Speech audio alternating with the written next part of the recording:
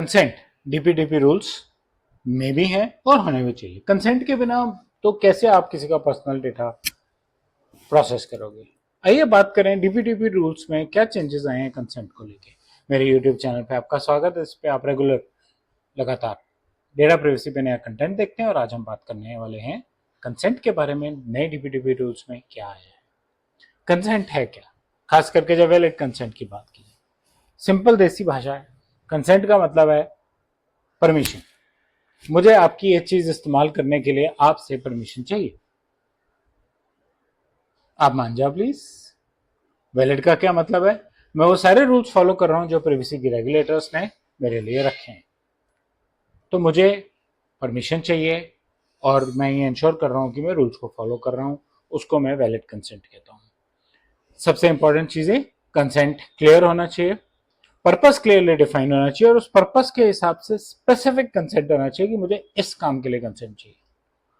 Informed consent होना चाहिए, unambiguous consent होना चाहिए। कंसेंट में कहीं कोई ऐसी लैंग्वेज नहीं होनी चाहिए कि अगर ये होगा तो हम ये करेंगे, अगर वो होगा तो हम वो करेंगे। नहीं नहीं भैया, आप पहले बता दो आप क्या करोगे, सीधी सीधी बात करो। और क्लियर एफर्मेटिव एक्शन डिफाइन होना चाहिए, मैं ये करूंगा। मुझे आपका फोन नंबर इसलिए चाहिए क्योंकि मैं आपको अपने नए प्रोडक्ट्स के बारे में जानकारी मैसेज पे भेजना चाहता हूं, क्या आपको मंजूर है, हाँ या ना।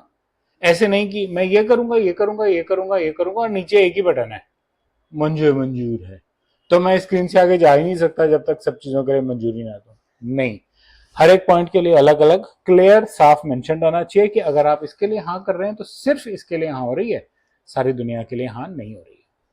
नोटिस से इसका बड़ा सिंपल सा रिलेशन है। हमने नोटिस की चैप्टर में भी बात की थी, वीडियो में भी बात की थी। पहले नोटिस देना जरूरी है क्योंकि नोटिस बताता है कि हम क्या करेंगे और कैसे करेंगे, फिर कंसेंट मांगना है। ठीक, तो नोटिस दीजिए, जब मुझे समझ आ जाएगा कि नोटिस के हिसाब से कि क्या होना है तो मैं कंसेंट दे दूंगा। नोटिस कंसेंट लेने के बाद में डिलीवर किया जाता है। माइनर चेंजेस हो सकते हैं, डिपेंड करता है, नई एडिशन हो सकते हैं, नोटिस के चेंजेस हैं, उसका कंसेंट से कोई रिलेशन नहीं होना चाहिए।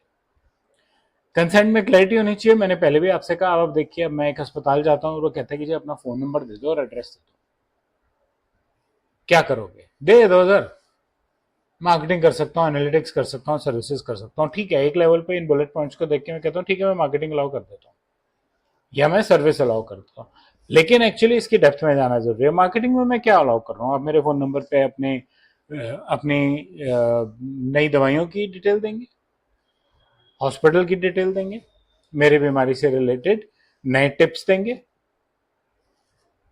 एनालिटिक्स में आप मेरा डेटा एनालाइज करेंगे, मेरे जैसे मेरे इलाके में और कितने लोग हैं जो इसी बीमारी से परेशान हैं, क्या करेंगे आप, वो डिटेल जरूरी है और वो भी ग्रैनुलर होनी चाहिए।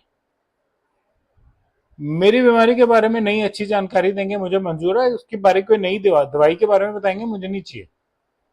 तो क्लियर, सिंप्लीफाइड, आइटमाइज्ड, ग्रैनुलर, एक एक आइटम के लिए अलग यस नो, स्पेसिफिक, किस लिए मांग रहे हैं आप कंसेंट, पर्पस स्पेसिफिक कंसेंट बहुत जरूरी है।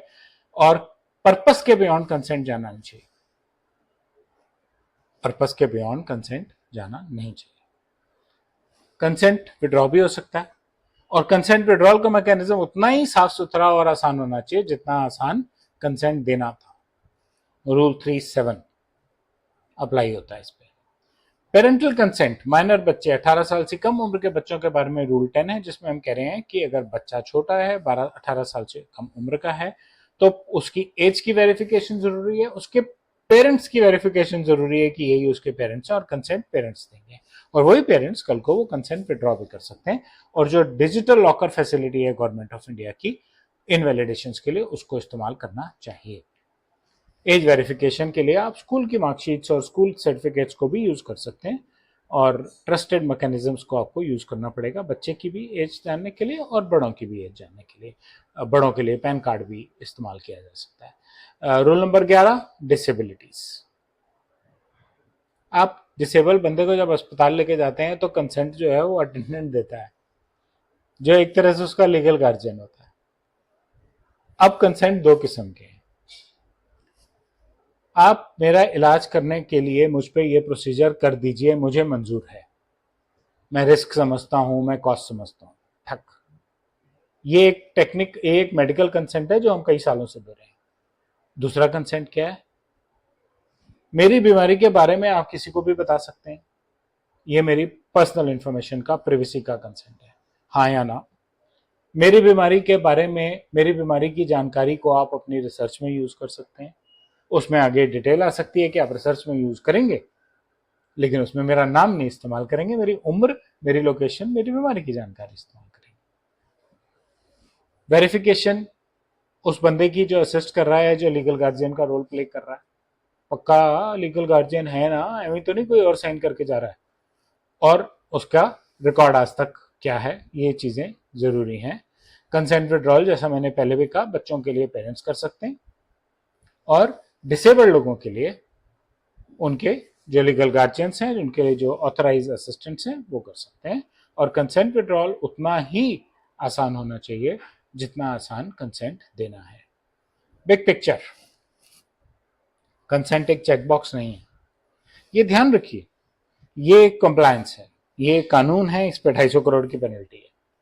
दूसरा एस्पेक्ट ध्यान रखिए, आप इन चीजों को अप्लाई करते हैं, आपका बिजनेस इंप्रूव करता है, आपका कस्टमर आप पे कॉन्फिडेंस बढ़ता है, और सबसे इंपॉर्टेंट मेंटल सेटिस्फेक्शन। मेरे यहां से किसी की पर्सनल इंफॉर्मेशन की चोरी नहीं होती, नहीं होगी, नहीं हो सकती, वो सेटिस्फेक्शन बहुत important satisfaction. Structured, verified, rule driven बनाइए कंसेंट का सिस्टम। क्रिटिकल है कंसेंट एडटेक वालों के लिए, फिनटेक वालों के लिए, हेल्थ केयर वालों के लिए, और सोशल साइट्स पे काम करने वालों के लिए। और इनवैलिड कंसेंट पे बहुत बड़ी पेनल्टीज हैं। डीपीटीपी रूल्स करीबन 250 करोड़ की बात करते हैं। तो ये था कंसेंट के बारे में, डीपीटीपी रूल्स।